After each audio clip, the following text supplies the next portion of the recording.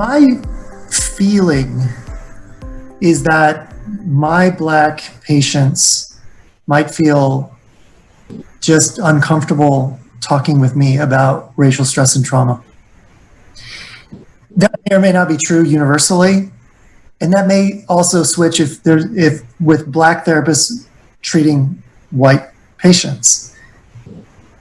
How do we create, send a message that it's safe to talk about your racial stress and trauma with me as your therapist? And how do white therapists in particular not unconsciously close those doors and maybe unconsciously send the message, I can't really talk to you about that because that's not really my wheelhouse. I think Monica Williams yesterday in our first panel said, if you have a patient of color in your office, you can just assume they're undergoing some kind of racial stress or trauma. So how do particularly white therapists create that opening for clients to just send the message, this is something we can talk about here, and I want to know your experience? I think for me, it goes back to that, like starting with yourself, being the example. Brene Brown said something recently in a meeting that really resonated with me. She said, now's not the time for white people to be comfortable or quiet. And I was like, amen, sister, So if you're wondering, is this person, are they struggling with this? Maybe asking yourself why I'm not comfortable saying that.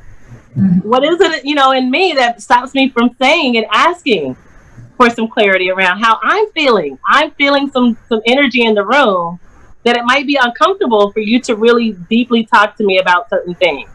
What do you think?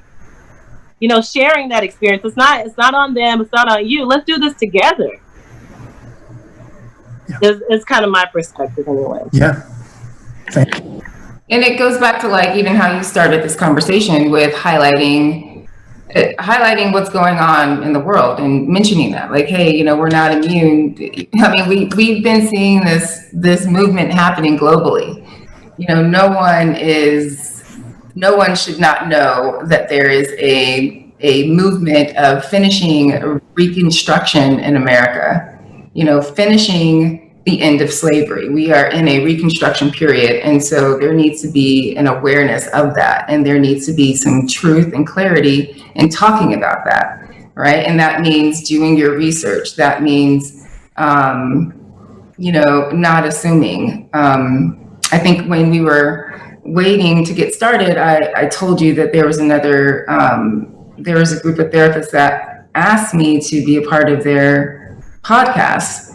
And they were, I do believe that they are well-meaning therapists that really just wanted to hear from Black people in the same way.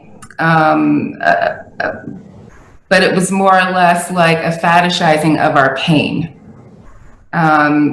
Just his language of,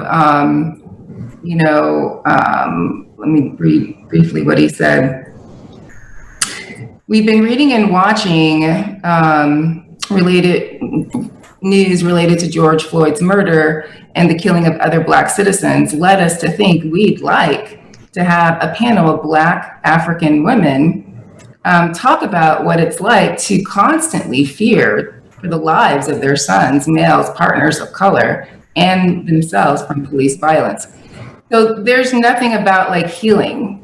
They're wanting me to come and share my trauma and further re-traumatize me, right? Not looking at me as a subject matter expert, as a professional, and then asking me to give of my time freely, not respecting the credentials that I have, and then fetishizing the pain by then assuming what it might be like for me, that it's a constant fear.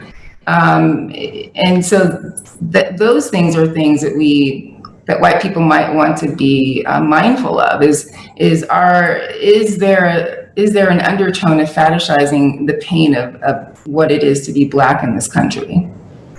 That's a really good point, Amber. Thank you. That's a great example. Thank you. When I think about the next counseling session somebody has, maybe even after watching this a day from now, a week from now, I picture the therapist who says, I want my clients to feel safe. talking about whatever they want to talk about. But how do I literally, when I walk in, instead of just saying, so how's it been since the last time we met? How do I broach that without saying too much, making it seem like I completely understand, telling them how they feel. So I imagine you're feeling pretty bad. And it's like not going too far. I picture the efforts, everybody try to find their own voice. It's not like it's a script to try to find their own lead in, but just something that acknowledges, hey, like Amber was talking about, we've been hearing a lot of things on the news. I'm not sure how that's affecting you, if at all. Is that something you'd like to talk about? Just some type of lobbing it out there. It's not saying too much. It's not be my educator, be my professor. It's not saying just completely be vulnerable, but it's an open-ended question. If they say, you know what, I got a lot more things going on than that right now. I need you to help me with this. At least they know they can come back to it. If they were really cautious, that's the main thing they want to talk about. But they feel, well, when I go back, we have to pick up exactly where we were left off before my whole community went up in smoke. Then you giving them an invitation with some type of soft acknowledgement. And if they take it, it becomes big. If they don't feel like it's your agenda being pushed on them. But just to be able to lob that out there could mean a professional get pleasantly surprised by, you know what, I planned on doing that and I did, but I didn't think so many clients would take me up on that.